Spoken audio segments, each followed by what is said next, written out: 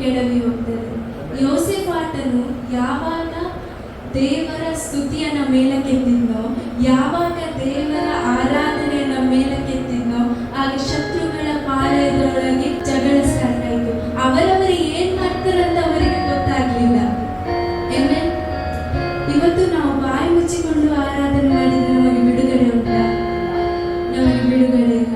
ನಾವು ಬಾಯಿ ತೆರೆದು ಆರಾಧನೆ ಮಾಡುವಾಗಲೇ ನೀತಿವಂತನ ಗುಡಾರದಲ್ಲಿ ಆರಾಧಿಸಲಿಕ್ಕೆ ಸಿದ್ಧರಿದ್ದೀರಾ?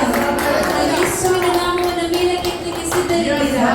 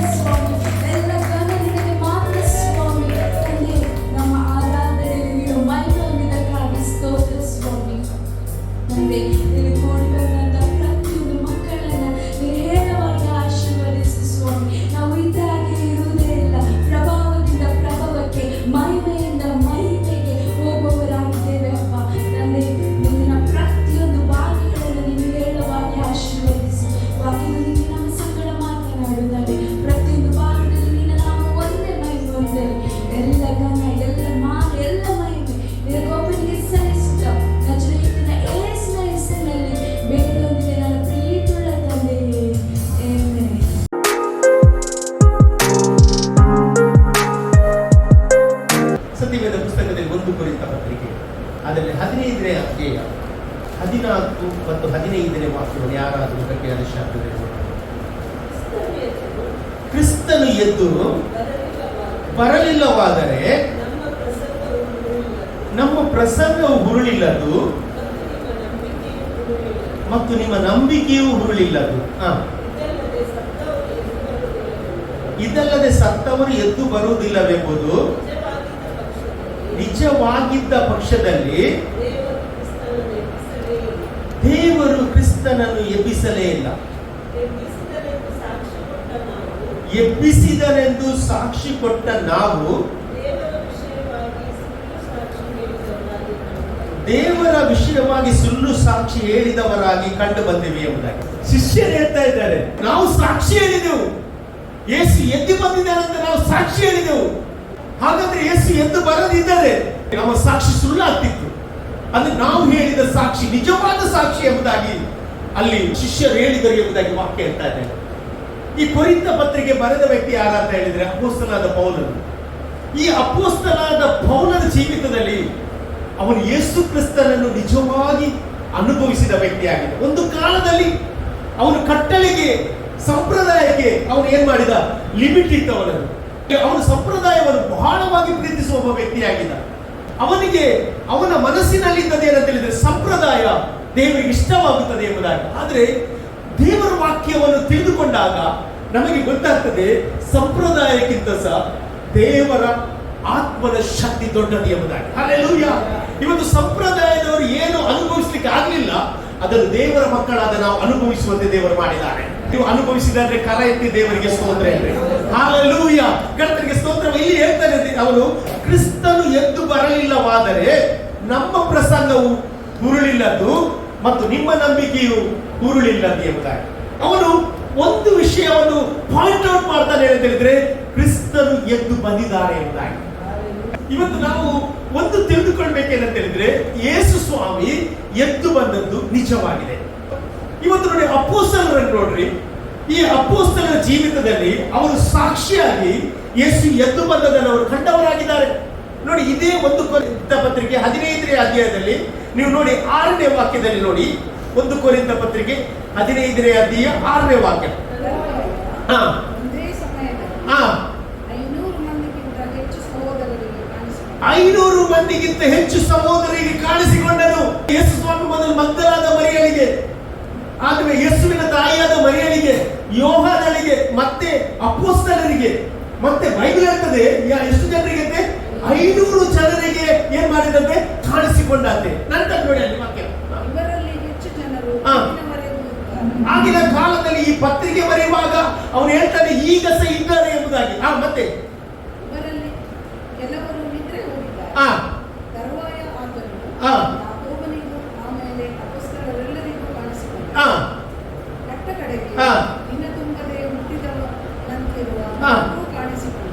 ನನಗೂ ಸಹ ಕಾಣಿಸಿಕೊಂಡರು.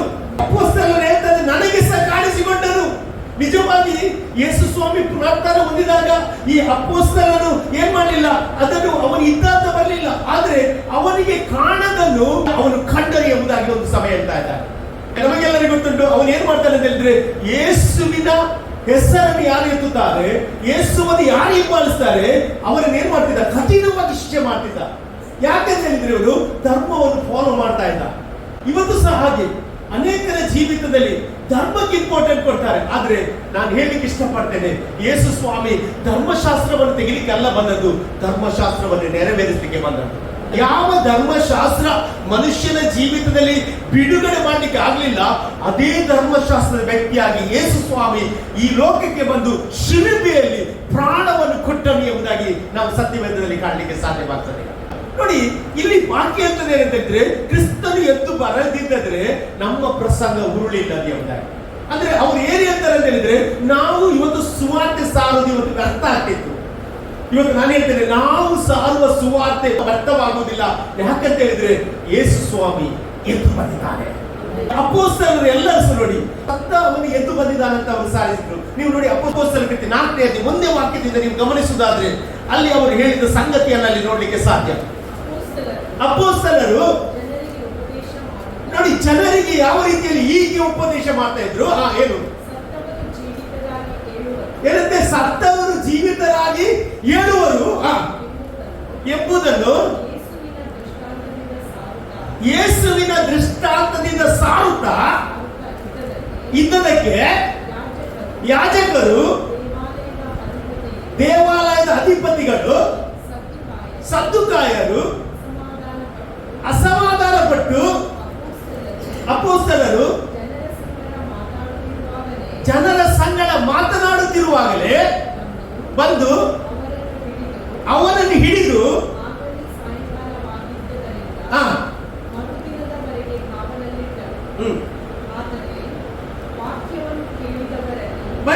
ಆದರೆ ವಾಕ್ಯವನ್ನು ಕೇಳಿದವರಲ್ಲಿ ಅನೇಕರು ನಂಬಿದರು. ಗಂಡಸರ ಸಂಖ್ಯೆ ಸುಮಾರು 5,000 ತನಕ ಬೆಳೆಯಿತು ಎಂಬುದಾಗಿ. ಇವತ್ತು ನಾವು ನೋಡ್ತೇವೆ ಸಾಧಾರಣವಾಗಿ ವಾಕ್ಯ ಎಲ್ಲ ಕೇಳುವುದು ಯಾರು, ಹೆಂಗಸರು. ಆದ್ರೆ ಇಲ್ಲಿ ಬೈಬಲ್ ಬರ್ತದೆ 5,000 ಗಂಡಸರು ಏನಂತ ಹೇಳಿದ್ರಂತೆ, ನಂಬಿದ್ರಂತೆ. ಯೇಸು ಸ್ವಾಮಿಯ ವಾಕ್ಯ ಕೇಳುವಾಗ ಯೇಸು ಸ್ವಾಮಿ ಹೇಳಿದ ಒಂದೇ, ನೀನು ನಂಬಿದ್ರೆ ದೇವರ ಮಹಿಮೆಯನ್ನು ಕಾಣ್ತೀಯ ಅಂತ. ನೋಡಿ ಅವರ ಪ್ರೀಚಿಂಗ್ ಏನಾಗಿದೆ ಅಂತ, ಸತ್ತವರಿಗೆ ಎದ್ದು ಬರ್ತಾರೆ ಎಂಬುದಾಗಿ ಪ್ರೀಚಿಂಗ್. ಇವತ್ತು ನಾನು ಹೇಳಲಿಕ್ಕೆ ಇಷ್ಟಪಡ್ತೇನೆ, ಯೇಸು ಸ್ವಾಮಿ ಶಿಲುಬೆಯಲ್ಲಿ ಏನ್ ಮಾಡಿದ, ಪ್ರಾಣವನ್ನು ಬಿಟ್ಟ. ಇವತ್ತು ಎಲ್ಲ ಶಿಲುಬೆಯ ಪೂಜೆ ಮಾಡ್ತಾರೆ. ಅಲ್ಲೆಲುಯ್ಯ. ಶಿಲುಬೆ ಒಂದು ಮರದ ಕಂಬ ಮಾತ್ರ. ಅಲ್ಲೆಲುಯ್ಯ. ಶಿಲುಬೆಯಲ್ಲಿ ಯೇಸು ಸ್ವಾಮಿ ಇದ್ದದ್ದು ಎಷ್ಟು? 6 ತಾಸು ಮಾತ್ರ. ಎಷ್ಟು ತಾಸು? 6 ತಾಸು ಮಾತ್ರ. ಶಿಲುಬೆಗೆ ಪವರ್ ಇಲ್ಲ. ಅದು ಶಿಲುಬೆಯಲ್ಲಿ ಆ ಪ್ರಾಣ ಕೊಟ್ಟ ಯೇಸುವಿನ ಪವರ್ ಇವತ್ತು ಸಹ ನಮ್ಮ ಮಧ್ಯೆ ಉಂಟು. ಶಿಲುಬೆಗೆ ಪವರ್ ಇರೋದಾದ್ರೆ ಕಳ್ಳಸ ಏನ್ ಮಾಡಿ ಯಾವ್ದ್ರಲ್ಲಿ ಓದೋದು? ಶಿಲುಬೆಯಲ್ಲಿ ಓದೋದು. ಕಳ್ಳಸ ಶಿಲುಬೆಯಲ್ಲಿ ಓದೋದು. ಇವತ್ತು ನಾವು ಈ ವಾಕ್ಯದ ಅರ್ಥವನ್ನು ತಿಳಿದುಕೊಳ್ಳುವುದಾದ್ರೆ ನಿಶ್ಚಯವಾಗಿ ನಮ್ಮ ಜೀವಿತದಲ್ಲಿ ಜಯದ ಜೀವಿತವನ್ನು ನಡೆಸಲಿಕ್ಕೆ ಸಾಧ್ಯ. ನಿನ್ನ ಹೊರಗಿನ ತೋರಿಕೆಯನ್ನು ನೋಡಿ ಅವನು ಭಯಪಡುವುದಿಲ್ಲ. ನಿನ್ನ ಒಳಗಿರುವ ಕ್ರಿಸ್ತನನ್ನು ನೋಡಿ ಅವನು ಭಯಪಡ್ತಾನೆ. Hallelujah, praise the lord. ನೋಡಿ ಅಪೊಸ್ತಲರ ಪ್ರೀಚಿಂಗ್ ನೋಡಿ, ಅವರು ಹೇಗೆ ಪ್ರೀಚ್ ಮಾಡಿದಂತೆ ಸತ್ತವರು ಎದ್ದು ಬರ್ತಾರೆ ಎಂಬುದಾಗಿ. ಯಾಕೆ ಅವರು ಆ ರೀತಿಯಲ್ಲಿ ಪ್ರೀಚ್ ಮಾಡಿದಂತ ಹೇಳ್ತಾರೆ. ಯಾಕಂತ ಹೇಳಿದ್ರೆ ಯೇಸು ಸ್ವಾಮಿ ಶಿಲುಬೆಯಲ್ಲಿ ಏನ್ ಮಾಡಿದ? ಸತ್ತು ಹೋದ. ಹೌದಲ್ಲ, ಶಿಲುಬೆಯಲ್ಲಿ ಸತ್ತು ಹೋದ. ಅಂದ್ರೆ ಎಲ್ಲದಕ್ಕೆ ಅಂತ್ಯ ಯಾವುದಂತೆ ಇದ್ದದ್ದು ಮರಣ. ಪಾಪದ ಸಂಬಳ ಏನಾಗಿದೆ? ಮರಣ. ಇವತ್ತು ನಾನು ಹೇಳ್ತೇನೆ, ಎಲ್ಲರ ಜೀವಿತ ಮರಣದಲ್ಲಿ ಅಂತ್ಯವಾಗಿರುವಾಗ ಯಾರು ಕ್ರಿಸ್ತನನ್ನು ನಂಬುತ್ತಾರೋ, ಯಾರು ಕ್ರಿಸ್ತನ ವಾಕ್ಯದಲ್ಲಿ ನಂಬಿಕೆ ಇಡ್ತಾರೆ, ಅವರಿಗೆ ಮರಣ ಇಲ್ಲ, ಅವರು ಎದ್ದು ಬರುತ್ತಾರೆ ಎಂಬುದಾಗಿ ಅವರು ಸಾಕ್ತಾ ಇದ್ದಾರೆ. ಇವತ್ತು ನಾವು ನೋಡ್ತೀವಿ, ಎಲ್ಲ ಗುರುಗಳಾಗ್ಲಿ, ಧರ್ಮಗಳಾಗ್ಲಿ, ರಿಲಿಜಿಯಸ್ ಲೀಡರ್ ಆಗ್ಲಿ, ಎಲ್ಲ ಅನೇಕ ರಾಜರುಗಳಾಗ್ಲಿ ಅವರು ಸತ್ತು ಹೋದ್ರು, ಆದ್ರೆ ತಿರುಗಿ ಎದ್ದು ಬರಲಿಲ್ಲ. ಆದ್ರೆ ಸತ್ತ ನಂತರ ತಿರುಗಿ ಬಂದು ಏಕೈಕ ವ್ಯಕ್ತಿ ಯಾರು ಅಂತ ಹೇಳಿದ್ರೆ ಅದು ಯೇಸು ಸ್ವಾಮಿ ಆಗಿದ್ದಾರೆ. ಇವತ್ತು ನಾವು ಒಂದು ತಿಳಿದುಕೊಳ್ಬೇಕೇನಂತ ಹೇಳಿದ್ರೆ, ಯೇಸು ಸ್ವಾಮಿ ಶಿಲುಬೆಯ ಮೇಲೆ ಇಲ್ಲ, ಯೇಸು ಸ್ವಾಮಿ ಎಲ್ಲಿದ್ದಾನೆ ಅಂತ ಹೇಳಿದ್ರೆ ನನ್ನಲ್ಲಿ ನಿನ್ನಲ್ಲಿ ವಾಸ ಮಾಡುವವನಾಗಿದ್ದಾನೆ. ಅದಕ್ಕೆ ಪೌಲನ ಗಲಾತ್ಯ ಪುಸ್ತಕ 2ನೇ ಅಧ್ಯಾಯ 20ನೇ ವಾಕ್ಯದಲ್ಲಿ ಅವರು ಹೇಳುವ ಒಂದು ಸುಂದರವಾದ ವಾಕ್ಯವನ್ನು ಕಾಣಲಿಕ್ಕೆ ಸಾಧ್ಯ. ಗಲಾತ್ಯ ಪುಸ್ತಕ 2ನೇ ಅಧ್ಯಾಯ 20ನೇ ವಾಕ್ಯ. ಕ್ರಿಸ್ತನೊಂದಿಗೆ ಶಿಲುಬೆಗೆ ಹಾಕಿಸಲ್ಪಟ್ಟವನಾಗಿದ್ದೇನೆ. ಹಾಗಾದ್ರೆ ಪೌಲ ಹೇಳ್ತಾ ಇದ್ದಾರೆ, ನಾನು ಯಾರೊಂದಿಗೆ ಶಿಲುಬೆಗೆ ಹಾಕಿದ್ದು? ಕ್ರಿಸ್ತನೊಂದಿಗೆ ಶಿಲುಬೆಗೆ ಹಾಕಲ್ಪಟ್ಟಿದೆ. ಇವತ್ತು ನಾನು ಹೇಳ್ತೇನೆ, ನಾವು ಯಾರೊಂದಿಗೆ ಶಿಲುಬೆ ಹಾಕ್ಬೇಕಂತ ಹೇಳಿದ್ರೆ ಕ್ರಿಸ್ತನೊಂದಿಗೆ ಒಂದು ಶಿಲುಬೆ. ಯಾಕಂದ್ರೆ ಕ್ರಿಸ್ತನೊಂದಿಗೆ ಒಂದು ಸಂಬಂಧ, ಕ್ರಿಸ್ತನೊಂದಿಗೆ ಸಂಬಂಧ. ನಾವು ದೀಕ್ಷಾಸ್ಥಾನ ತೆಗೆದುಕೊಳ್ಳುವಾಗ ರೋಮಪುರದವರೆಗೆ ಬರೆದ ಪತ್ರಿಕೆ 6ನೇ ಅಧ್ಯಾಯ 3ನೇ ವಾಕ್ಯವನ್ನು ನಾವು ಕೋಟ್ ಮಾಡಿ ಹೇಳ್ತೇವೆ. ಏನ್ ಗೊತ್ತಿಲ್ಲ, ಕ್ರಿಸ್ತನೊಂದಿಗೆ ಸೇರುವುದಕ್ಕೋಸ್ಕರ ನಾವು ದೀಕ್ಷಾಸ್ಥಾನ ತೆಗೆದುಕೊಂಡು ಆತನ ಮರಣದಲ್ಲಿ ಪುನರ್ತನದಲ್ಲಿ ನಾವು ಪಾಲು ತೆಗೆದುಕೊಂಡೇವೆ ಅಂತ ಹೇಳ್ತೇವೆ.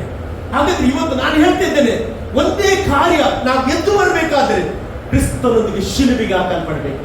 ಇವತ್ತೆಲ್ಲ ದೀಕ್ಷಾಸ್ಥಾನ ಅಂತ ಹೇಳಿದ್ರೆ ಕೆಲವರಿಗೆ ಗೊತ್ತಿಲ್ಲ.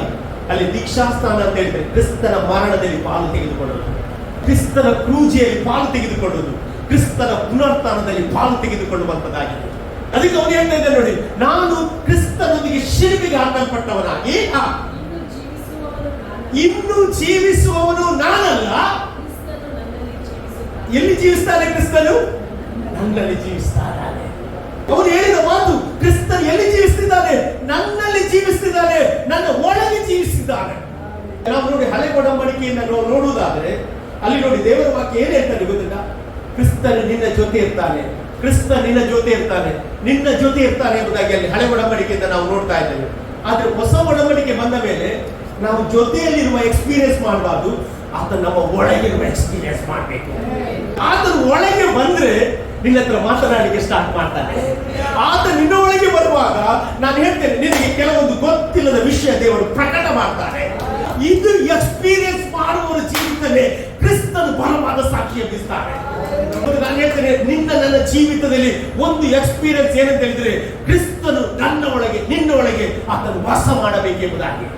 ಯಾಕಂತ ಹೇಳಿದ್ರೆ ದೇವರು ಆ ಗುಟ್ಟುಗಳನ್ನು ಯಾರಿಗೆ ತಿಳಿಸ್ತಾರೆ ಅಂತ ಹೇಳಿದ್ರೆ, ಯಾರು ಒಳಗೆ ಕ್ರಿಸ್ತರು ಬರ್ತಾರೆ ಅವರಿಗೆ ಮಾತ್ರ. ಪ್ರಕಟಣೆ 3:20 ಏನ್ ಹೇಳ್ತದೆ? ಈಗೋ ಬಾಗಿಲನ್ನು ಇದ್ದು ತಟ್ಟುತ್ತಾ ಇದ್ದೇನೆ, ಯಾವನಾದರೂ ನನ್ನ ಶಬ್ದ ಕೇಳಿ ಬಾಗಿಲು ತೆರೆದರೆ ನಾನು ಒಳಗೆ ಬಂದು ಊಟ ಮಾಡ್ತೇನೆ ಅಂತ. ಹಾಗಾದ್ರೆ ದೇವರು ಎಲ್ಲಿ ಊಟ ಮಾಡ್ತಾನೆ? ನಮ್ಮ ಜೊತೆ, ನಮ್ಮ ಒಳಗೆ. ಅಲ್ಲಿ ನಾವು ಬಾಗಿಲು ತೆರೆಯದೆ ಆತನ ಒಳಗೆ ಬರುವುದಿಲ್ಲ. ಇವತ್ತು ನಾವೇನು ಯೇಸು ಸ್ವಾಮಿ ನೀನು ನನ್ನ ಜೊತೆ ಬಾ ಅಂತ ಹೇಳಿದ್ರೆ ಯೇಸು ನಮ್ಮ ಜೊತೆ ಬರ್ತಾನೆ, ಆದ್ರೆ ಒಳಗೆ ಬರುವುದಿಲ್ಲ. ನೀನು ನನ್ನ ಜೀವಿತದಲ್ಲಿ ನೀನು ನನ್ನ ಒಳಗೆ ಬಾ ಸ್ವಾಮಿ, ನಿನ್ನ ಪುನರುತ್ಥಾನ ಮಹಿಮೆ ನಾನು ಕಾಣಬೇಕೆಂಬುದಾಗಿ ಹೇಳುವುದಾದ್ರೆ ದೇವರ ಒಂದು ಪುನರುತ್ಥಾನ ಶಕ್ತಿ ನಿನ್ನ ಒಳಗೆ ಬಂದು ನೀನು ಸಾಕ್ಷೀಕರಿಸುವಂತೆ ದೇವರು ಮಾಡುವವನಾಗಿದ್ದಾನೆ. ಇವತ್ತು ನಾನು ಹೇಳಲಿಕ್ಕೆ ಪೌಲನ ಜೀವಿತದಲ್ಲಿ ಈ ಒಂದು ಯೇಸು ಸ್ವಾಮಿಯನ್ನು ನೋಡಿದ್ದೇನಂತ ಹೇಳಿದ್ರೆ, ಅವನು ದಮಸ್ಕ ಪಟ್ಟಣಕ್ಕೆ ಹೋಗುವಾಗ, ಅವನು ಕ್ರೈಸ್ತರನ್ನು ಹಿಂಸೆ ಮಾಡುವಾಗ ಒಂದು ಬೆಳಕು ಅವನ ಮೇಲೆ ಬಂದು ಅವನ ಜೊತೆ ಮಾತನಾಡಿದ್ದು, ಅದು ಅವನ ಜೀವಿತವನ್ನು ಬದಲಾಯಿಸಿತು. ಇವತ್ತು ಸಹ ಹಾಗೆ ನನ್ನ ಜೀವಿತದಲ್ಲಿ ಈ ಒಂದು ಬದಲಾವಣೆ ಯಾಕೆ ಅಂತ ಹೇಳಿದ್ರೆ ಕ್ರಿಸ್ತನ್ ನನ್ನೊಳಗೆ ನಿನ್ನೊಳಗೆ ಬಂದದ್ರಿಂದ. ನೀವು ನೋಡಿ, ಯಾವುದೇ ಒಂದು ತಪ್ಪು ಕೆಲಸ ಮಾಡುವಾಗ ಈ ಆತ್ಮನು ನಮಗೆ ಎಚ್ಚರಿಸ್ತಾನೆ. ಹೊಸ ಒಡಂಬಡಿಕೆಯಲ್ಲಿ ಪುನರುತ್ಥಾನ ಹೊಂದಿದ ನಂತರ ಯೇಸು ಸ್ವಾಮಿ ಹೊರಗೆ ಇರುವುದಿಲ್ಲ, ಎಲ್ಲಿರ್ತಾನೆ? ನಮ್ಮ ಒಳಗೆ ಇರ್ತಾನೆ.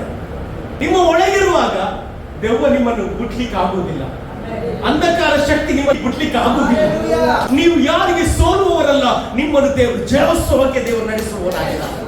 ನೀವು ನೋಡಿ, ಕೊಲೊಸ್ಸೆ ಪತ್ರಿಕೆ 1ನೇ ಅಧ್ಯಾಯ 26ನೇ ವಾಕ್ಯದಿಂದ ಓದಿ ನೋಡಿ. ಕೊಲೊಸ್ಸೆ ಪತ್ರಿಕೆ 1ನೇ ಅಧ್ಯಾಯ 26ನೇ ವಾಕ್ಯದಿಂದ 29ನೇ ವಾಕ್ಯ ತನಕ. ಆ ವಾಕ್ಯವು ಹಿಂದಿನ ಯುಗಗಳಿಂದಲೂ ತಲಾಂತರಗಳಿಂದಲೂ ಮರೆಯಾಗಿತ್ತು. ಹಿಂದಿನವರಿಗೆ ಇದು ಸತ್ಯ ಗೊತ್ತಿಲ್ಲ, ಹಿಂದಿನವರಿಗೆ ಇದ್ರ ಗುಟ್ಟು ಗೊತ್ತಿಲ್ಲ. ಮತ್ತೆ ಈಗಿನ ಕಾಲದಲ್ಲಿ ದೇವ ಜನರಿಗೆ ಏನಾಗಿದೆ? ಎಲ್ಲರಿಗೂ ಗೊತ್ತಾಗುವುದಿಲ್ಲ. ಪ್ರೈಸರು, ಇದು ಯಾರಿಗೆ ಗುಟ್ಟು ತಿಳಿಸಿದ ಅಂತ ಹೇಳಿದ್ರೆ ದೇವ ಜನರಿಗೆ, ಕ್ರಿಸ್ತನನ್ನು ಒಳಗೆ ಬಾ ಎಂಬುದಾಗಿ ಆಮಂತ್ರಣ ಮಾಡಿದವರಿಗೆ ಗುಟ್ಟು ದೇವರು ತಿರುಗ್ತಾನೆ. ಮತ್ತೆ ಅನ್ಯ ಜನಗಳ ವಿಷಯವಾದ ಈ ಮರ್ಮದ ಮಹಿಮಾತಿಶಯವು ಎಷ್ಟೆಂಬುದನ್ನು ದೇವರು ತನ್ನ ಜನರಿಗೆ ತಿಳಿಸಲಿಕ್ಕೆ ಮನಸ್ಸು ಮಾಡಿಕೊಂಡರು. ಅಲ್ಲಿ ಹಾಗಾದ್ರೆ ಕೆಲವು ರಹಸ್ಯಗಳನ್ನು ದೇವರು ನಮಗೆ ತಿಳಿಸಲಿಕ್ಕೆ ಏನ್ ಮಾಡಿದ್ರು? ಮನಸ್ಸು ಮಾಡ್ತಾ ಇದ್ದಾರೆ. ನೀವು ಸಾಧಾರಣ ವ್ಯಕ್ತಿಗಳಲ್ಲ, ನಿಮ್ಮ ಒಳಗೆ ಕ್ರಿಸ್ತನು ಜೀವಿಸುವಾಗ ನಿಮ್ಮನ್ನು ಅಸಾಧಾರಣ ವ್ಯಕ್ತಿಯಾಗಿ ದೇವರು ಮಾಡ್ತಾರೆ. ನಾನು ಹೇಳ್ತೇನೆ, ನಿಮ್ಮನ್ನು ದೇವರು ಶಿರವಾಗಿಟ್ಟಿದ್ದಾನೆ, ಬಾಲವಾಗಿ ಅಲ್ಲ. ಇವತ್ತು ನಮ್ಮ ಜೀವಿತದಲ್ಲಿ ಕೆಲವೊಂದು ಆಶೀರ್ವಾದವನ್ನು ಅನುಭವಿಸಬೇಕಾದ್ರೆ ಕ್ರಿಸ್ತನು ನಮ್ಮ ಒಳಗೆ ಬರಬೇಕು. ಅಲ್ಲಿ ನೋಡಿ, ಮುಂದೆ ವಾಕ್ಯ ಬಂದಿರು. ಈ ಮರ್ಮವು ಏನೆಂದರೆ, ಕ್ರಿಸ್ತನು ಎಲ್ಲಿದ್ದಾನೆ? ನಿಮ್ಮಲ್ಲಿದ್ದು ಪ್ರಭಾವದ ನಿರೀಕ್ಷೆಗೆ ಆಧಾರಭೂತನಾಗಿರುವುದೇ. ಹಾಗಾದ್ರೆ ಕ್ರಿಸ್ತನು ಎಲ್ಲಿದ್ದಾರೆ? ಗಟ್ಟಿಯಾಗಿ ಅಲ್ಲಿ ನನ್ನ ಒಳಗೆ ಇರುವುದರಿಂದ ಒಂದು ನಿರೀಕ್ಷೆ ಉಂಟು. ಏನಂತ ಹೇಳಿದ್ರೆ, ನನ್ನ ಜೀವಿತದಲ್ಲಿ ದೇವರು ದೊಡ್ಡ ಕಾರ್ಯವನ್ನು ಮಾಡ್ತಾನೆ. ಇವತ್ತು ನಾನು ಬಲವಾಗಿ ನಂಬ್ತೇನೆ, ಇವತ್ತು ನಿಮ್ಮ ಜೀವಿತದಲ್ಲಿ ಕೆಲವೊಂದು ತಡೆಗಳಿರುವುದಾದ್ರೆ ಕರ್ತನ ತಡೆಯನ್ನು ಹೊಡೆಯಲಿಕ್ಕೆ ಶಕ್ತನಾದ ದೇವರಾಗಿದ್ದಾನೆ. ಯಾವ ತಡೆ ದೇವರ ಮುಂದೆ ನಿಲ್ಲಲಿಕ್ಕೆ ಸಾಧ್ಯವೇ ಇಲ್ಲ.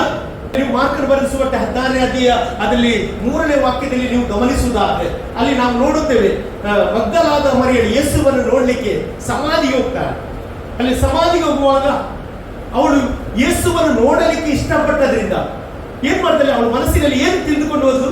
ಸಮಾಧಿಗೆ ಏನು ಹಾಕಿದ್ದಾರೆ? ದೊಡ್ಡ ಕಲ್ಲನ್ನು ಹಾಕಿದ್ದಾರೆ. ಹೌದಲ್ಲ, ದೊಡ್ಡ ಕಲ್ಲನ್ನು ಹಾಕಿದ್ದಾರೆ. ಈ ಕಲ್ಲನ್ನು ಉರುಳಿಸ್ಲಿಕ್ಕೆ ನನ್ನಲ್ಲಿ ಬಲ ಇಲ್ಲ, ಸಮಾಧಿಯ ಕಲ್ಲನ್ನು ಯಾರು ಉರುಳಿಸ್ತಾರೆ ಎಂಬುದಾಗಿ ಅವಳು ಆಲೋಚನೆ ಮಾಡಿ ಅವಳು ಹೋದ್ಲಾರೆ. ನಾವು ನೋಡ್ತೇವೆ ನಂತರ ಅಲ್ಲಿ ಲೂಕನ ಬರೆದ ಸುವಾರ್ತೆ 24ನೇ ಅಧ್ಯಾಯ 5ನೇ ವಾಕ್ಯದಲ್ಲಿ ನಾವು ನೋಡುವುದಾದ್ರೆ ಅಲ್ಲಿ ಅವಳು ಹೋಗುವಾಗ ಆ ಕಲ್ಲು ಉರುಳಿದನ್ನು ನೋಡಿ ಅಲ್ಲಿ ದೇವದೂತರು ಬಂದು ಹೇಳ್ತಾರೆ ಏನಂತ ಹೇಳಿದ್ರೆ, ಸತ್ತವರಲ್ಲಿ ಬದುಕಿರುವವನನ್ನು ಹುಡುಕುವುದೇನು? ಸತ್ತವರಲ್ಲಿ ಬದುಕಿದವನು. ಹಾಗಾದ್ರೆ ಇವತ್ತು ಯೇಸು ಸ್ವಾಮಿ ಸತ್ತವರ ಮಧ್ಯೆ ಇಲ್ಲ. ಅಲ್ಲಿ ಯೇಸು ಸ್ವಾಮಿ ಇವತ್ತು ಎಲ್ಲಿದ್ದಾನೆ? ಅಲ್ಲಿ ನಮ್ಮ ಒಳಗಿದ್ದಾನೆ, ಅಲ್ಲಿ ನಮ್ಮ ಒಳಗೆ ಜೀವಿಸುವವನಾಗಿದ್ದಾನೆ. ದೇವರ ಮಕ್ಕಳು ಇವತ್ತು ಈ ಸತ್ಯ ತಿಳಿದುಕೊಳ್ಳುವಾಗ ಸತ್ಯ ನಿಮ್ಮನ್ನು ಬಿಡುಗಡೆ ಮಾಡ್ತಾನೆ, ಸತ್ಯ ನಿಮ್ಮನ್ನು ಆಶೀರ್ವಾದಕ್ಕೆ ಕೊಂಡು ಹೋಗ್ತಾ ಇದ್ದಾನೆ. ಈ ಸತ್ಯವನ್ನು ಮುಚ್ಚಲಿಕ್ಕೆ ಅವರು ಪ್ರಯತ್ನ ಪಟ್ಟರು. ನೀವು ನೋಡುವುದಾದ್ರೆ ಅಲ್ಲಿ ಮತ್ತಾಯ ಬರೆದ ಸುವಾರ್ತೆ 27ನೇ ಅಧ್ಯಾಯ 62ನೇ ವಾಕ್ಯದಿಂದ ನೀವು ಗಮನಿಸುವುದಾದ್ರೆ, ಮತ್ತಾಯ 27ನೇ ಅಧ್ಯಾಯ 62ನೇ ವಾಕ್ಯದಲ್ಲಿ ನಾವು ನೋಡುವುದಾದ್ರೆ ಅಲ್ಲಿ ಮಹಾಯಾಜಕರು ಫರಿಸಾಯರು ಅವರೆಲ್ಲ ಏನ್ ಮಾಡಿದ್ರು ಅಂತ ಹೇಳಿದ್ರೆ, ಪಿಲಾತನ ಬಳಿಗೆ ಬಂದು ಏನ್ ಹೇಳಿದ್ರು ಗೊತ್ತಾ? ಆ ಮೋಸಗಾರನು ಅಲ್ಲಿ ಹೇಳಿದ್ದಾರೆ 3ನೇ ದಿವಸದಲ್ಲಿ ಎದ್ದು ಬರ್ತಾನೆ ಎಂಬುದಾಗಿ. ಅದಕ್ಕೆ ಅವರ ಶಿಷ್ಯರವರ ಹೆಣವನ್ನು ಕದ್ದುಕೊಂಡು ಹೋದ್ರೆ ಅಲ್ಲಿ ಅದಕ್ಕಿಂತ ದೊಡ್ಡ ಮೋಸ ಯಾವುದಿಲ್ಲ. ಹಾಗಾಗಿ ಆ ಸಮಾಧಿಯನ್ನು ಕಾವಲಾಗಲಿಕ್ಕೆ ನೀನು ಜನ ಕೊಡು ಎಂಬುದಾಗಿ ಹೇಳುವಾಗ ಪಿಲಾತನ ಏನ್ ಮಾಡ್ತಾನೆ? ಕಾವಲುಗಾರನ್ನು ಕಳಿಸ್ತಾನೆ.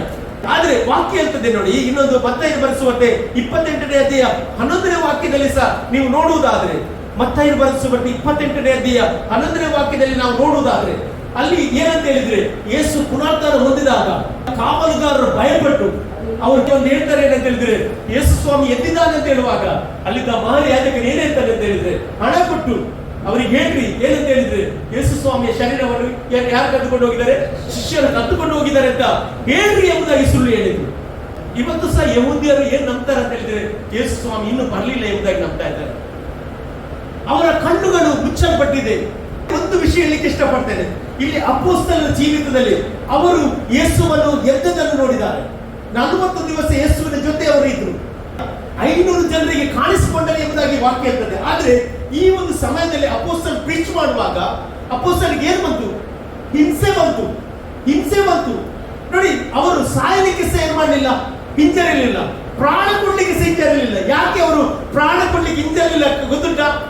ಯಾಕಂದ್ರೆ ನಾವು ಎದ್ದು ಬರ್ತೇವೆ, ನಾನು ಮತ್ತೆ ಎದ್ದು ಬರ್ತೇನೆ ಎಂಬುದಾಗಿ ಅವರಿಗೆ ನಿರೀಕ್ಷೆ ಇದ್ದುದರಿಂದ ಅವರಿಗೆ ಗೊತ್ತಾಯಿತು, ನನ್ನ ಪ್ರಾಣ ಹೋದ್ರೂ ತೊಂದರೆ ಇಲ್ಲ, ಯೇಸು ಈ ಪ್ರಾಣವನ್ನು ತಿರುಗಿ ಎಬ್ಬಿಸ್ತಾನೆ. ಕ್ರಿಸ್ತಿಯ ನಂಬಿಕೆಯಲ್ಲಿ ಒಂದು ವಿಶೇಷವಾದ ನಂಬಿಕೆ ಏನಂತ ಹೇಳಿದ್ರೆ, ಒಬ್ಬ ಸತ್ತರೆ ಅವನ ಜೀವಿತ ಅಲ್ಲಿ ಅಂತ್ಯ ಅಲ್ಲ, ಅವನ ಜೀವಿತ ತಿರುಗಿ ದೇವರು ಎಬ್ಬಿಸ್ತಾರೆ. ಅದಕ್ಕೆ ಕ್ರಿಸ್ತನಲ್ಲಿ ಸತ್ತವರು ಎದ್ದು ಬರ್ತಾರೆ. ಎಲ್ಲರೂ ಎದ್ದು ಬರುವುದಿಲ್ಲ ಪ್ರಿಯರೇ. ಕ್ರಿಸ್ತನಲ್ಲಿ ಯಾರು ಸಾಯ್ತಾರೆ ಅವರು ಮಾತ್ರ ಎದ್ದು ಬರ್ತಾರೆ. ಇವತ್ತು ನಾನು ಹೇಳಲಿಕ್ಕೆ ಇಷ್ಟಪಡ್ತೇನೆ, ಯೇಸು ಸ್ವಾಮಿ ಶಿಲುಬೆಯಲ್ಲಿ ಹೇಗೆ ಸತ್ತ? ವಿಕಾರವಾದ ಯೇಸು ಸ್ವಾಮಿಗೆ ಯಾವ ಅಂದ ಚಂದ ಇರಲಿಲ್ಲ ಅಂತ ಯೆಶಾಯ ಪ್ರವಾದಿ 53ನೇ ಅಧ್ಯಾಯದಲ್ಲಿ ಹೇಳ್ತಾ ಇದ್ದಾರೆ. ಅವನು ವ್ಯಾಧಿ ಪೀಡಿತನು ಎಂಬುದಾಗಿ ಹೇಳ್ತಾನೆ. ಅಲ್ಲಿ ಕೈ ಬಿಡಲ್ಪಟ್ಟವನು, ಶಾಪಗ್ರಸ್ತನು, ಇಂಥ ಒಂದು ಪರಿಸ್ಥಿತಿಯಲ್ಲಿ ಯೇಸು ಸ್ವಾಮಿ ಸತ್ತು ಹೋದ. ನಮಗೆಲ್ಲ ಗೊತ್ತು, ಆತನ ಶರೀರ ಏನಾಯ್ತು? ಛಿದ್ರವಾಯಿತು. ಅದೇ ಶರೀರ ಪುನರ್ತನ ಹೊಂದಿದಾಗ, ಪುನರ್ತನ ಶಕ್ತಿ ಅವರ ಮೇಲೆ ಬಂದಾಗ ಆ ಶರೀರ ಏನಾಯ್ತು? ಮಹಿಮೆಯ ಶರೀರವಾಯಿತು. ಆಗ ಅವರಲ್ಲಿ ಯಾವುದಾದ್ರೂ ಬಾಡಿಯಲ್ಲಿ ಏನಾದ್ರೂ ಇತ್ತ, ಗಾಯ ಇತ್ತ? ಏನಿಲ್ಲ, ಶರೀರ ಕರೆಕ್ಟ್ ಆಯ್ತಲ್ಲ, ಅದೇನಂತ ಹೇಳಿದ್ರೆ ಪುನರ್ತನ ಶಕ್ತಿಯಾಗಿದೆ. ನೀವು ನೋಡಿ, ಪೌಲನು ರೋಮಪುರದವರೆಗೆ ಬರೆದ ಪತ್ರಿಕೆ 8ನೇ ಅಧ್ಯಾಯ 11ನೇ ವಾಕ್ಯವನ್ನು ಓದಿರೋಣ.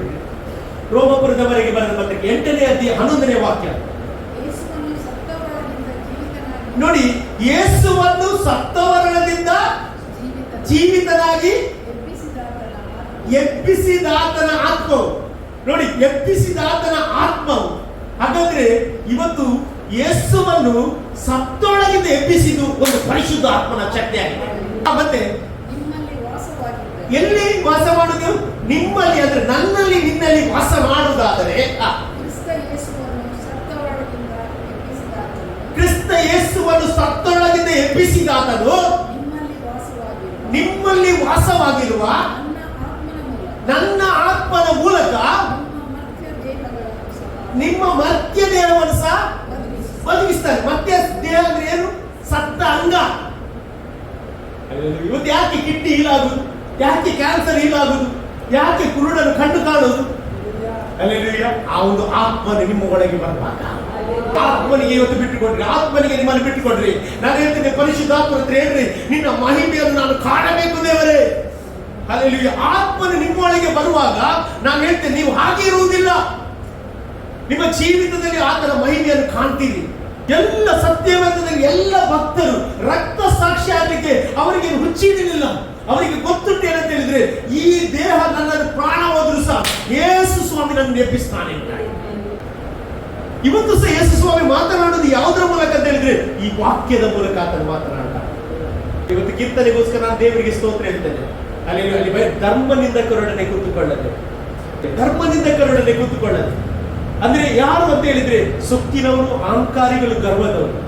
ಇವತ್ತು ನಾವು ನೋಡ್ತೇವೆ, ಸೊಕ್ಕಿನಿಂದ ಮಾತನಾಡ್ತಾರೆ, ಗರ್ವದಿಂದ ಮಾತಾಡ್ತಾರೆ, ಅಹಂಕಾರದಿಂದ ಮಾತನಾಡ್ತಾರೆ. ಅವರು ಯೇಸು ಸ್ವಾಮಿಯನ್ನು ಕಾಣಲಿಕ್ಕೆ ಸಾಧ್ಯ ಇಲ್ಲ. ಇವತ್ತು ನಾನು ಹೇಳ್ತೇನೆ, ಯಾರು ತಗ್ಗಿಸ್ತಾರೆ, ಯಾರು ದೀನಭಾವದಿಂದ ಆತನ ಸನ್ನಿಧಾನಕ್ಕೆ ಬರ್ತಾರೆ, ಅವರನ್ನು ದೇವರು ಎಬ್ಬಿಸ್ತಾನೆ. ಬೈಬಲ್ ಹೇಳ್ತದೆ, ದುಷ್ಟರಿಗೆ ದೇವರು ಕೋಪದ ಮುಖವುಳ್ಳವನಾಗಿದ್ದಾರೆ, ದೀನರಿಗಾದರೂ ತನ್ನ ಕೃಪೆಯನ್ನು ಆತನು ಪ್ರಕಟಪಡಿಸ್ತಾನೆ. ಇವತ್ತು ದೀನತೆಯಿಂದ ನಾವು ಬಂದಿರುವುದಾದ್ರೆ ಯೇಸು ಸ್ವಾಮಿ ಹೇಳುವ, ಯೇಸುವೆ, ನಿನ್ನ ಪುನರ್ತನ ಶಕ್ತಿಯನ್ನು ನಾನು ಕಾಣಬೇಕು, ನಿನ್ನ ಪುನರ್ತನ ಮಹಿಮೆಯನ್ನು ನಾನು ಕಾಣಬೇಕು ಎಂಬುದಾಗಿ ಹೇಳುವುದಾದ್ರೆ ನಿಶ್ಚಯವಾಗಿ ಹೇಳ್ತೇನೆ, ನಿನ್ನ ಜೀವಿತದಲ್ಲಿ ಹೊಸ ಅನುಭವಕ್ಕೆ ದೇವರು ನಡೆಸ್ತಾನೆ. ಹೊಸ ಅನುಭವಕ್ಕೆ ನಾವು ಎಕ್ಸ್ಪೀರಿಯನ್ಸ್ ಮಾಡಬೇಕು ಪ್ರಿಯ. ಕ್ರಿಸ್ತನನ್ನು ನಾವು ಎಕ್ಸ್ಪೀರಿಯನ್ಸ್ ಮಾಡದಿದ್ರೆ ಏನು ಪ್ರಯೋಜನ? ದಾವೀದನ ಎಕ್ಸ್ಪೀರಿಯನ್ಸ್ ಮಾಡಿದ. ದಾವೀದ ಹೇಳ್ತಾನೆ, ಆಗ ಅವನ ಒಳಗೆ ಪರಿಶುದ್ಧಾತ್ಮ ಇರಲಿಲ್ಲ, ಆದ್ರೂ ಸಹ ಅವನು ಹೇಳ್ತಾ ಇದ್ದಾನೆ ಅಂತ ಹೇಳಿದ್ರೆ, ನನ್ನಲ್ಲಿರುವ ಪರಿಶುದ್ಧಾತ್ಮನನ್ನು ನೀನು ತೆಗೆಯಬೇಡ. ಆದ್ರೆ ಅವನು ಏನ್ ಮಾಡಿದ ಅಂತ ಹೇಳಿದ್ರೆ, ಪರಿಶುದ್ಧಾತ್ಮ ಹೊರಗಿದ್ರು ಸಹ ಒಳಗಿರುವಾಗೆ ಅವನು ಮಾತನಾಡ್ತಿದ್ದಾನೆ. ನಿಮ್ಮ ಜೀವಿತದಲ್ಲಿ ಸಹ ಪರಿಶುದ್ಧಾತ್ಮ ಹೊರಗಿಲ್ಲ, ಪರಿಶುದ್ಧಾತ್ಮ ನಿಮ್ಮ ಒಳಗೆ ಬರಬೇಕು. ಅಲ್ಲಿ ಪರಿಶುದ್ಧಾತ್ಮ ನಿಮ್ಮ ಒಳಗೆ ಬರುವಾಗ ನಾನು ಹೇಳ್ತೇನೆ, ನಿಮ್ಮದ್ದು ಯಾವ ಕೆಟ್ಟತನ ಆಗುವುದಿಲ್ಲ, ನಿಮ್ಮಲ್ಲಿ ಆಗುವುದು ಒಳ್ಳೆಯದೇ ಮಾಡ್ತಾನೆ. ಯೇಸು ಸ್ವಾಮಿಯನ್ನು ನೋಡಿ ಧರ್ಮನಿಂದಕರೇ ಏನ್ ಮಾಡಿದ್ರು? ದ್ವೇಷ ಮಾಡಿದ್ದು ಯಾಜಕರು, ಫರಿಸಾಯರು, ಅಲ್ಲಿ ಈ ಸದ್ದುಕಾಯರು ಏನ್ ಗೊತ್ತಿಲ್ಲ. ಅವ್ರು ಯಾವ್ದ್ರಲ್ಲಿ ಬಿಲೀವ್ ಮಾಡ್ತಾರೆ ಅಂದ್ರೆ ತೋರ ಅಂತ ಹೇಳಿದ್ರೆ 5 ಕಾಂಡಗಳು. ಬೆಟ್ಟನೆ ಕೇಳ್ತೇವೆ 5 ಕಾಂಡಗಳು ಅಂದ್ರೆ ಅವರು ಯಾವ್ದ್ರಲ್ಲಿ ಬಿಲೀವ್ ಮಾಡ್ತಾರೆ ಅಂದ್ರೆ ಮೋಶೆ ಮಾಡಿದ 5 ಕಾಂಡಗಳು ಅಂದ್ರೆ ಧರ್ಮಶಾಸ್ತ್ರದಲ್ಲಿ ಬಿಲೀವ್ ಮಾಡ್ತಾರೆ. ಅದರಲ್ಲಿ ಏನ್ ಹೇಳ್ತಾರೆ ಅದನ್ನು ಮಾತ್ರ ಫಾಲೋ ಮಾಡ್ತಾರೆ. ಆದ್ರೆ ಯೇಸು ಸ್ವಾಮಿ ನಮಗೆ ತಿಳಿಸಿಕೊಟ್ಟ ಏನಂತ ಹೇಳಿದ್ರೆ, ಯಾವ ಧರ್ಮಶಾಸ್ತ್ರ ಅಲ್ಲಿ ನಿನ್ನ ಜೀವಿತದಲ್ಲಿ ಹೇಳಲಿಕ್ಕೆ ಆಗ್ಲಿಲ್ಲವೋ ಅದೇ ಧರ್ಮಶಾಸ್ತ್ರದ ಮೂಲಕ ನೀನು ಸತ್ರು ಸಹ ಹೇಳುವಾಗೆ ಮಾಡುತ್ತೇನೆ ಎಂಬುದಾಗಿ ತೋರಿಸಿದ ಏಕೈಕ ವ್ಯಕ್ತಿ ಯಾರಂತ ಹೇಳಿದ್ರೆ ಅದು ಯೇಸು ಸ್ವಾಮಿ ಆಗಿದ್ದಾನೆ. ಅದಕ್ಕೆ ಇಲ್ಲಿ ಬೈಬಲ್ ಹೇಳ್ತದೆ, ಕ್ರಿಸ್ತನು ಎದ್ದು ಬರದಿಲ್ಲದಿದ್ದರೆ ನಮ್ಮ ಪ್ರಸಂಗವು ಗುರುಳಿಲ್ಲದೆ ಎಂಬುದಾಗಿ ಅಲ್ಲಿ ವಾಕ್ಯ ಹೇಳ್ತಾರೆ.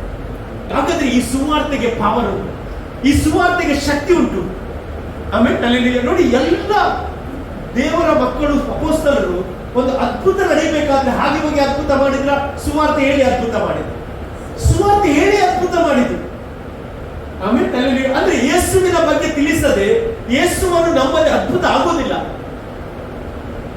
ಆಮೇಲೆ ಅಲ್ಲೆಲೂಯಾ. ನಾವು ನೋಡ್ತೇವೆ ಅಪೊಸ್ತಲ ಕೃತ್ಯ 3ನೇ ಅಧ್ಯಾಯದಲ್ಲಿ ಆ ಕುಂಟನ ಬಗ್ಗೆ, ಹುಟ್ಟುಕುಂಟನ ಬಗ್ಗೆ ನಾವು ನೋಡ್ತೇವೆ. ಆ ಹುಟ್ಟುಕುಂಟ ಆ ದೇವರ ಆಲಯದ ಹೊರಗಿದ್ದ, ಹೊರಗಿರುವಾಗ ಪೇತ್ರ ಮತ್ತು ಯೋಹಾನ ಆ ಒಂದು ದೇವರ ಆಲಯಕ್ಕೆ ಬಂದರು. ಅವ್ರು ಏನ್ ಹೇಳ್ತಾರೆ ಅಂತ ಹೇಳಿದ್ರೆ, ಆ ಭಿಕ್ಷುಕ ಹತ್ರ ಬರುವಾಗ ಆ ಭಿಕ್ಷುಕ ಏನ್ ಮಾಡ್ತಾರೆ, ಇವರ ಹತ್ರ ಏನ್ ಮಾಡ್ತಾನೆ, ಭಿಕ್ಷೆ ಬೇಡ್ತಾನೆ. ಆಗ ಪೇತ್ರ ಒಂದು ಶಬ್ದ ಹೇಳ್ತಾನೆ ಅಲ್ಲಿ, ನೀನು ನಮ್ಮನ್ನು ನೋಡು ಎಂಬುದಾಗಿ, ನೀನು ನಮ್ಮನ್ನು ನೋಡು ಎಂಬುದಾಗಿ.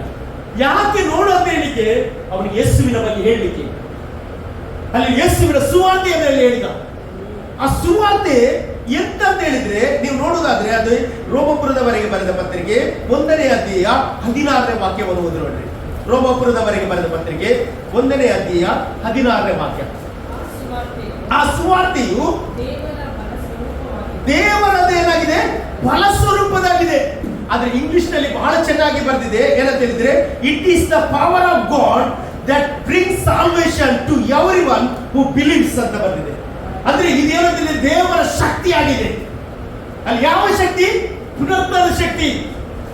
ನೀನು ಯಾವಾಗ ಈ ಒಂದು ಸುವಾರ್ತೆ, ಈ ಒಂದು ವಾಕ್ಯ ನಿನ್ನ ಒಳಗೆ ನೀನು ತೆಗೆದುಕೊಳ್ತೀಯಾ, ಅದು ಹಾಗೆ ವ್ಯರ್ಥವಾಗಿ ಬರುವುದಿಲ್ಲ, ಅದು ಕಾರ್ಯ ಮಾಡಿ ಬರುವಂತದ್ದಾಗಿದೆ. ಅಲ್ಲೆಲೂಯಾ. ಎಷ್ಟು ಜನ ಇವತ್ತು ಬಿಲೀವ್ ಮಾಡ್ತೇವೆ? ನಾನು ನಂಬ್ತೇನೆ. ಅಲ್ಲೆಲೂಯಾ. ದೇವರು ಕರ್ತದ್ದು ನೀನು ರೋಗಿ ಆಗ್ಲಿಕ್ಕೆ ಅಲ್ಲ, ದೇವರು ಕರ್ತದ್ದು ನೀನು ಮಹಿಮೆಯಾದ ಕಾರ್ಯ ಮಾಡ್ಬೇಕಂತ ಅಲ್ಲಿ ನಾನು ಬಲವಾಗಿ ನಂಬ್ತೇನೆ. ಅಲ್ಲಿ ಇವತ್ತು ನಿನ್ನ ಜೀವಿತದಲ್ಲಿ ಯಾವ ಪರಿಸ್ಥಿತಿಯಲ್ಲಿದ್ರು ಸಹ ಯೇಸು ಸ್ವಾಮಿಯನ್ನು ಇವತ್ತು ನೀವು ಎಕ್ಸ್ಪೀರಿಯನ್ಸ್ ಮಾಡಬೇಕು. ಯೇಸು ಸ್ವಾಮಿಯನ್ನು ಎಕ್ಸ್ಪೀರಿಯನ್ಸ್ ಮಾಡಬೇಕಾದ್ರೆ ಏನ್ ಮಾಡಬೇಕು? ಯೇಸು ಸ್ವಾಮಿ ನನ್ನ ಒಳಗೆ ನೀನು ಬಂದು ವಾಸ ಮಾಡಬೇಕು, ನಾನು ಅದನ್ನು ಎಕ್ಸ್ಪೀರಿಯನ್ಸ್ ಮಾಡಬೇಕು. ಯಾರೆಲ್ಲ ಹೇಳ್ತಾರೆ ಅವರ ಜೀವಿತದಲ್ಲಿ ದೇವರು ಬರ್ತಾರೆ. ಅಲ್ಲಿ ಇವತ್ತು ನೋಡಿ, ಅನ್ಯರ ಜೀವಿತದಲ್ಲಿ ಹೆಚ್ಚಾಗಿ ಅವರು ಎಕ್ಸ್ಪೀರಿಯನ್ಸ್ ಮಾಡ್ತಾರೆ, ಯಾಕೆಂದ್ರೆ ಅವರು ನಂಬ್ತಾರೆ. ಇವತ್ತು ನಾನು ಹೇಳ್ತೇನೆ, ನಮ್ಮ ಜೀವಿತದಲ್ಲಿ ಸಹ ನಾವು ಎಕ್ಸ್ಪೀರಿಯನ್ಸ್ ಮಾಡುವ ಆತನ ಪುನರುತ್ಥಾನವನ್ನು ನಾವು ಅನೇಕ ಕಡೆ ಶಕ್ತಿಯನ್ನು ನೋಡ್ತೇವಲ್ಲ, ಆ ಶಕ್ತಿ ನಮ್ಮ ಒಳಗೆ ವಾಸ ಮಾಡುವಾಗ ನಾನು ಹೇಳ್ತೇನೆ, ಇತರರಿಗೆ ನಿನ್ನ ದೇವರು ಆಶೀರ್ವಾದವಾಗಿ ಮಾರ್ಪಡಿಸ್ತಾನೆ. ಅಲ್ಲಿ ನಮ್ಮ ಜೀವಿತ ಫಲ ಕೊಡ್ಬೇಕಂತ ದೇವರು ಕರೆದಿದ್ದಾನೆ.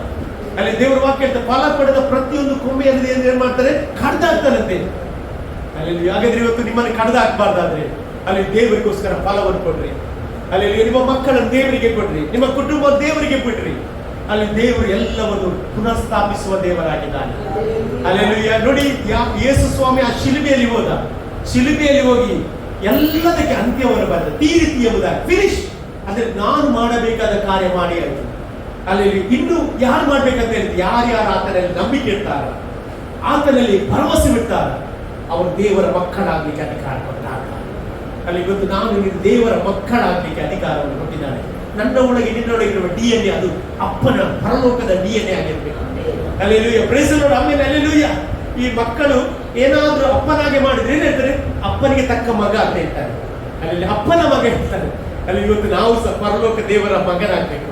ಎಷ್ಟು ಜನ ಆಸೆ ಪಡ್ತಿದ್ದಾರೆ. ಅಲ್ಲೆಲೂಯಾ. ನಾನು ಹೇಳ್ತೇನೆ, ಯೇಸು ಸ್ವಾಮಿ ಆ ಶಿಲುಬೆಯಲ್ಲಿ ಮುಗಿದಾಗ ಎಲ್ಲವೂ ಶೂನ್ಯವಾಯಿತು, ಅಲ್ಲಿ ಎಲ್ಲವೂ ಸ್ತಬ್ಧವಾಯಿತಂತೆ. ಅಲ್ಲಿ ಏನಾಯ್ತು, ಏನಾಯ್ತು, ಎಷ್ಟು ಗಂಟೆ ತನಕ ಕತ್ತಲೆ ಆವರಿಸ್ತಂತೆ, ಅಲ್ಲಿ 3 ಗಂಟೆಯವರೆಗೆ ಕತ್ತಲೆ ಆವರಿಸ್ತಂತೆ. ಅಲ್ಲಿ ಎಲ್ಲವೂ ನಿಶ್ಶಬ್ದವಾಯಿತು. ಅಲ್ಲಿ ಬೈಬಲ್ ಸತ್ತ ದೇಹವು ಎದ್ದು ಬಂತಂತೆ, ಸತ್ತ ಭಕ್ತರ ದೇಹವು ಎದ್ದು ಬಂತಂತೆ. ಹಾಗಾದ್ರೆ ಇವರು ಪ್ರೀಚ್ ಮಾಡಿದ ಎಷ್ಟು ಸತ್ಯ, ಸತ್ತವರು ಎದ್ದು ಬರ್ತಾರೆ ಅಲ್ಲಿ. ಯಾಕೆ? ಯೇಸು ಸ್ವಾಮಿ ಎದ್ದು ಬಂದಿದ್ದಾರೆ ಅಲ್ಲಿ. ಇವತ್ತು ನಾವು ಕಳೆದುಕೊಂಡ ಕೆಲವು ದೇವರ ಮಕ್ಕಳಿದ್ದಾರೆ ಅಲ್ಲಿ, ಅವರು ಎದ್ದು ಬರ್ತಾರೆ ಅಲ್ಲಿ, ಎದ್ದು ಬರ್ತಾರೆ. ಅದಕ್ಕೆ ಹೇಳುದು, ಕ್ರಿಸ್ತನಲ್ಲಿ ನಮ್ಮ ಜೀವಿತ ಪ್ರಾರಂಭಿಸುವಾಗ ಕ್ರಿಸ್ತನ ಅಂತ್ಯವಾದ ಶ್ರೇಷ್ಠವಾದುದಾಗಿದೆ. ಹಾಗೆ ಇವತ್ತು ಯಾವ ವಿಷಯದಲ್ಲಿ ಚಿಂತೆ ಮಾಡಬೇಡ್ರಿ. ಈ ಒಂದು ಸುವಾರ್ತೆ ಅದು ನಿಜವಾಗಿ ಅದು ನಂಬಿಕೆಗೆ ಯೋಗ್ಯವಾದ ಸುವಾರ್ತೆ ಆಗಿದೆ. ಈ ಸುವಾರ್ತೆ ನೀನು ನಂಬುವಾಗ ಈ ಸುವಾರ್ತೆ ನಿನ್ನಲ್ಲಿ ಬಲವಾಗಿ ಕಾರ್ಯ ಮಾಡುವಂತದ್ದಾಗಿದೆ. ಹಾಗಾಗಿ ಒಂದು ನಮ್ಮನ್ನೇ ದೇವರಿಗೆ ಒಪ್ಪಿಸಿಕೊಂಡು ನಾವೆಲ್ಲ ದೇವರ ಸಮ್ಮುಖದಲ್ಲಿ ಎದ್ದು ನಿಲ್ಲುವ. ಎಷ್ಟು ಜನ ಹೇಳ್ತೀರಿ, ದೇವರಿಗೆ ಒಂದು ನನ್ನನ್ನು ನಿನ್ನ ಕರಗಳಿಗೆ ಒಪ್ಪಿಸಿ ಮಾಡ್ತೇನೆ, ದೇವರು ನಾನು ಒಪ್ಪಿಸಿಕೊಳ್ತೇನೆ, ದೇವರೇ ನಿನ್ನ ಮಹಿಮೆಯನ್ನು ನಾನು ಕಾಣಬೇಕು, ನಿನ್ನ ಪುನರುತ್ಥಾನ ಶಕ್ತಿಯನ್ನು ನಾನು ಅನುಭವಿಸಬೇಕು. ಎಷ್ಟು ಜನ ಇವತ್ತು ಎಕ್ಸ್ಪೀರಿಯನ್ಸ್ ಮಾಡ್ಲಿಕ್ಕೆ ಇಷ್ಟಪಡ್ತೇನೆ. ಯೇಸುವೆ, ನನ್ನ ಜೀವಿತಕ್ಕೆ ನೀನು ಬಾ, ನನ್ನ ಹೃದಯದೊಳಗೆ ನೀನು ಬಾ ಸ್ವಾಮಿ, ನಿನ್ನ ಪುನರುತ್ಥಾನ ಶಕ್ತಿಯನ್ನು ನಾನು ಅನುಭವಿಸಬೇಕು. ಇವತ್ತು ಯಾವುದೇ ರೋಗದಲ್ಲಿ ಇರುವುದಾದ್ರೆ ಕ್ರಿಸ್ತನ ಆತ್ಮವು ನಿನ್ನಲ್ಲಿ ಬರುವಾಗ ನಿನಗೊಂದು ಸೌಖ್ಯ ದೇವರು ಕೊಡುವವನಾಗಿದ್ದಾನೆ. ಎಷ್ಟು ಜನ ಹೇಳ್ತೀನಿ, ನಾನು ಸಹ ಶೂನ್ಯವಾಗಿದ್ದೇನೆ, ನನ್ನ ಜೀವಿತ ಶೂನ್ಯದಿಂದ ತುಂಬಿತ್ತು.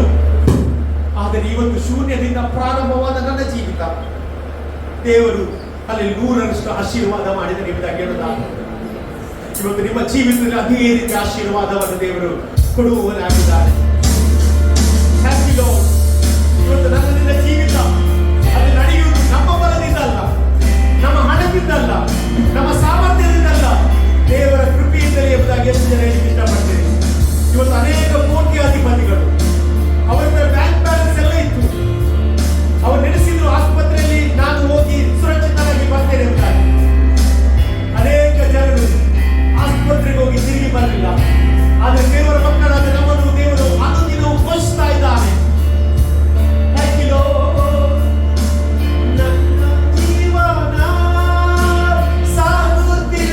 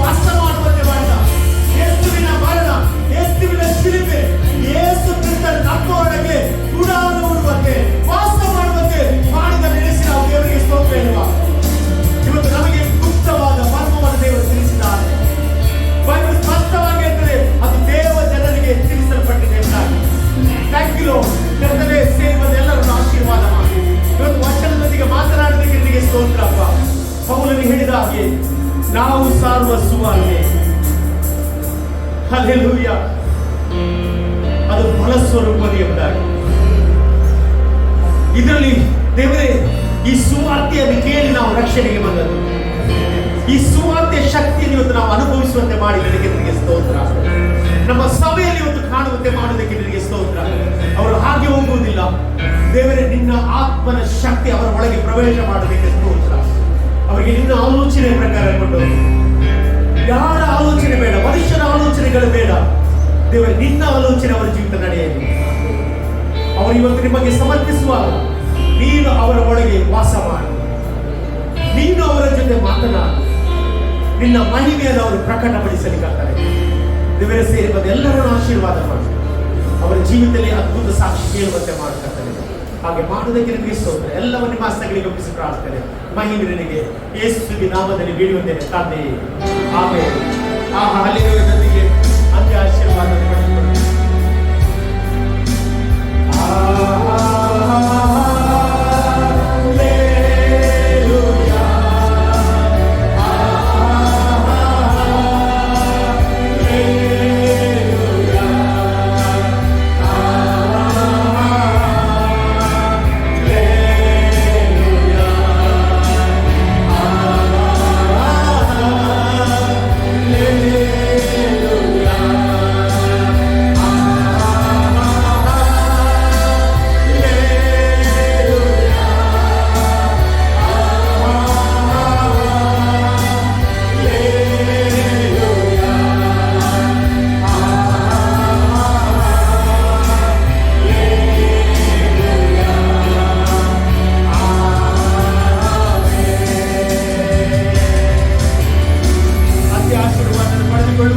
ನಮ್ಮ ಕರ್ತನಾದ ಯೇಸು ಕ್ರಿಸ್ತನ ಕೃಪೆಯು, ತಂದೆಯಾದ ದೇವರ ಪ್ರೀತಿಯು, ಪರಿಶುದ್ಧಾತ್ಮನ ಅನ್ಯೋನ್ಯ ಸಹವಾಸ ಸೇರಿ ಬಂದ ಎಲ್ಲ ದೇವರ ಮಕ್ಕಳಿಗೂ ಸಾರಲ್ಪಟ್ಟ ವಾಕ್ಯದೊಂದಿಗೂ ಲೋಕದ ನಂಬಿಕೆಯೂ ಇಂದು ಕ್ರಿಸ್ತನ ಎರಡನೇ ಬರುವ ತನಕ ನಿತ್ಯ ನಿರಂತರವಾಗಿರಲಿ.